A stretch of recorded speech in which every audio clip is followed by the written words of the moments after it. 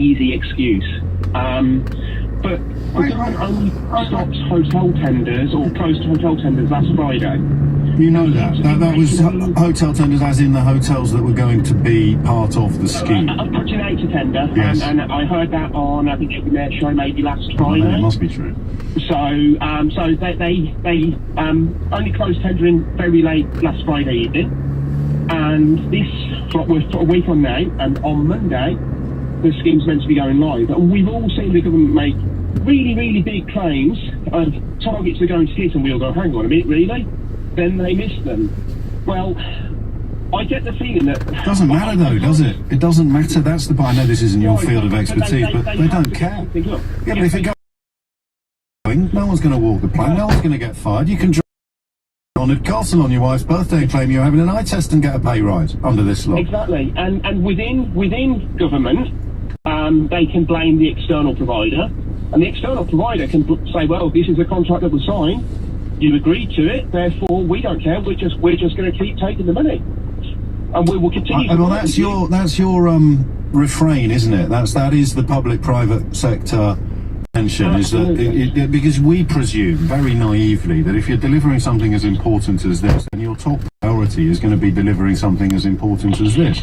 But actually, your top priority, as always, is just getting and giving dividends to your share, to know who got this gig, and even more than that, I'd love to know who's in charge. What do you think is a suitable perspective, though? It works from a conservative government perspective. Yes. It works to blame a public sector project failing, even if they really point the finger to the service provider, because they like to outsource everything. They like private, although yesterday's announcement suggested that, well, they are going to start undoing some of the reforms that they brought in themselves back in 2012. And you remind us, of course, that the success of the vaccine is built upon the public service of the service. And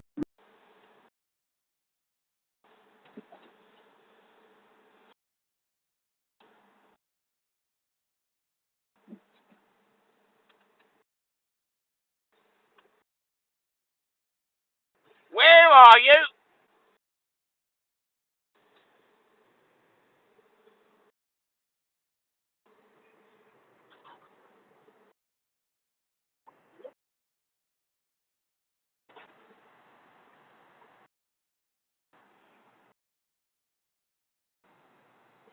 Yes, but you are not.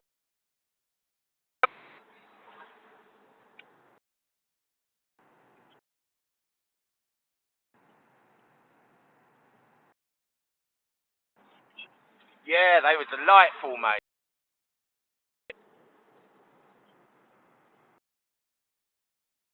Right, ta-ta.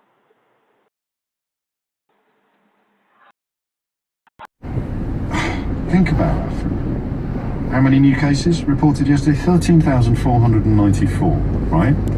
Now, what's happened in Melbourne? How many new cases have been identified in Melbourne, Australia? I'm referring not to the security guard who prompted a lockdown a couple of weeks ago. I'm talking about the very latest news. Melbourne is now entering a third lockdown, announced today after a cluster of cases of the UK variant were detected at a quarantine hotel. So just bear this in mind, right? Yesterday in the UK, there were 13,494 new cases reported.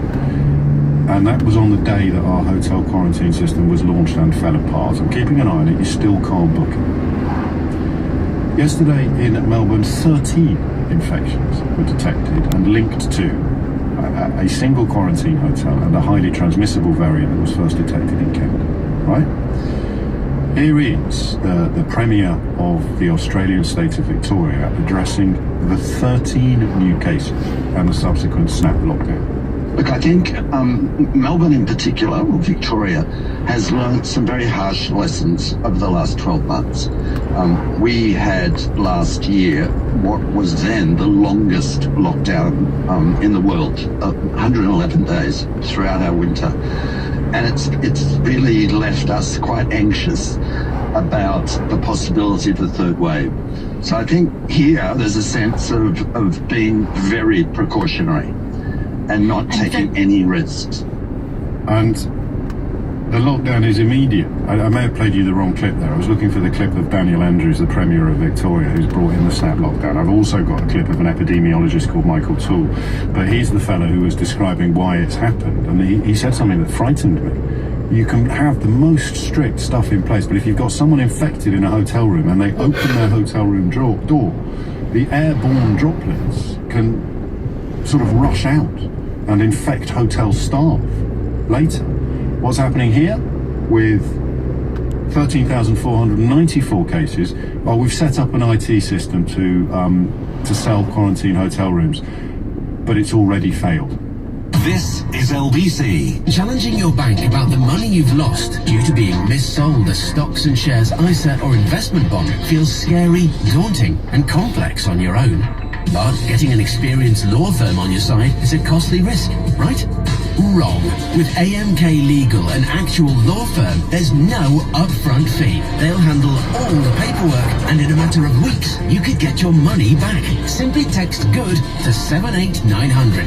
That's GOOD to 78900. A friend said to me, give me one good reason why I'd want to go away on holiday this year. So I said, Saga, there are many reasons, such as they're only those who are fully vaccinated for coronavirus can travel policy, or their booking amendment option just in case your vaccine is delayed. They even include door-to-door VIP chauffeur service if you're flying long haul or going on a cruise, plus a private balcony with every ocean cruise cabin. Talk about escapism. With Saga's 70 years of travel experience, why wouldn't you want to swap your lounge for a lounger this year? Search Saga Travel. For full details of the coronavirus vaccination policy, see our booking conditions. VIP travel service available in the UK up to 250 miles. Only for ocean cruises and nationwide for long-haul travel. Over 50s only. T's and C's apply. If you're an EU citizen and were living in the UK by 31st of December 2020, you must apply to the EU settlement scheme. If you miss the deadline, you could lose your existing rights to live and work in the UK. You still need to apply, even if you have permanent residence. The deadline is 30th of June 2021. Don't wait any longer. Visit gov.uk/EU settlement scheme and get started today.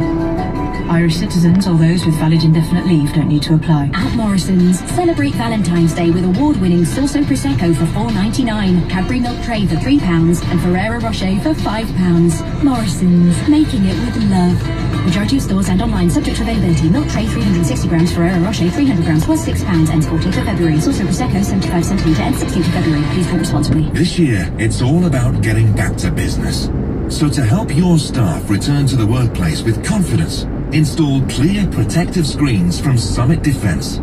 These effective barriers can easily be fitted to any desk or workstation and give staff the reassurance of working in a safer environment. Available now for same-day dispatch. Just search Summit Defence.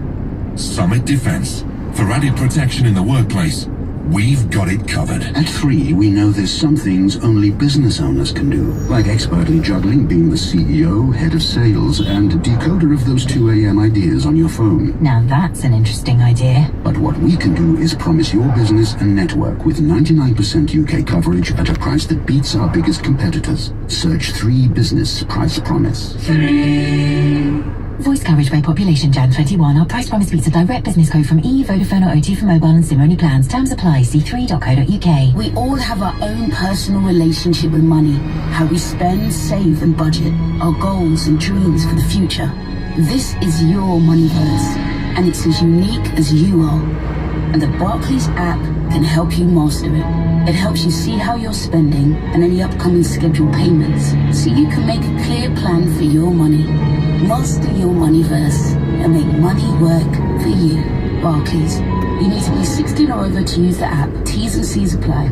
Leading Britain's conversation.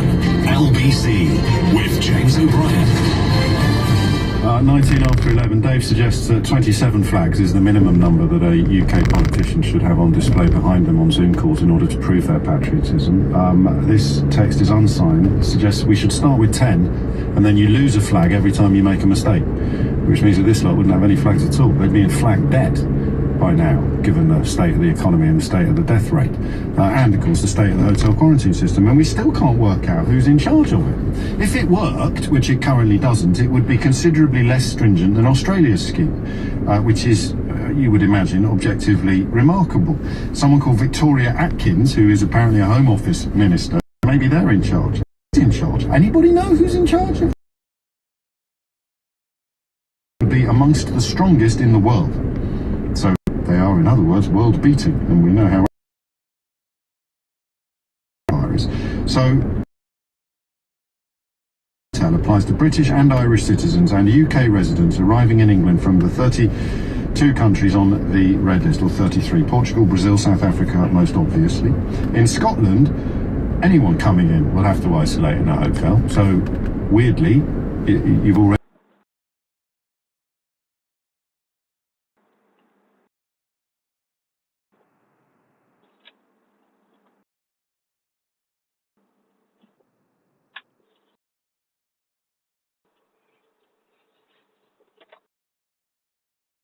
Guys,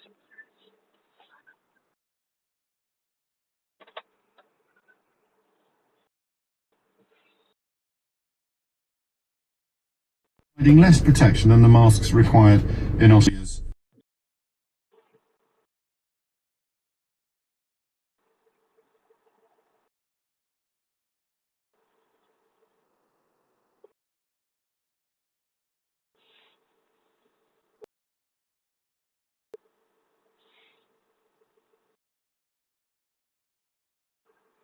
where are you?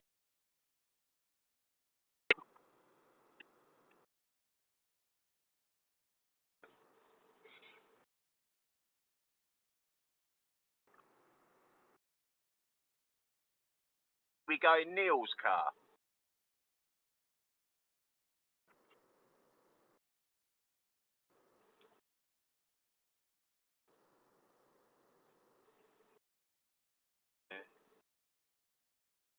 Is he on in your car?